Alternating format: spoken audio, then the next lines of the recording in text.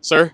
Sir, excuse me. Question for you, sir. Sa inyo po ba tong Camaro? Yes po. Nag-interview po kasi kami ng mga successful people for the younger generation. Okay lang po ba kayo ma-interview kahit sandali lang? Yung parang advice. Mga advice, sir. Sure. Let's go. Kailan po natin nakuha yung first million natin, sir? First million ko nakuha ko last year lang. Last year lang, sir. Yes. Kailan, sir? November. November. Congratulations, sir. Congrats. Ano po bang industry natin, sir? Garments industry. Garments industry. So, business owner po tayo. Yes, sir. Ilang taon na po ba tayo sa clothing industry? Almost 5 years na rin. So 5 years na yung business natin and nakuha natin yung first million natin last year lang. So ano kaya sa tingin niyo yung susi na hindi natin nagawa nung mga nakaraang taon? Para sa akin yung susi talaga pakikipag-network. Nung last year kasi masyado ako nakafocus sa kung ano lang yung ginagawa ko. Hindi ako masyadong nakikipag-usap sa iba. So yun, mali na pala yung ginagawa ko. Last year, trinay kong may pag-network sa iba. Then yun. Network yung isa sa mga susi talaga pagdating sa business. Hindi lang porket magaling tayo sa business, okay na. Dapat syempre, meron pa rin tayong mga kakilala na makaka-help pa sa business natin. Ilan taon na po ba tayo, sir? 21 years old. 21 years old. Sir. Ang bata nyo pa, sir. 5 years ago, so 16 years old nung in-start nyo tong business nyo. So nag-college po ba tayo, sir?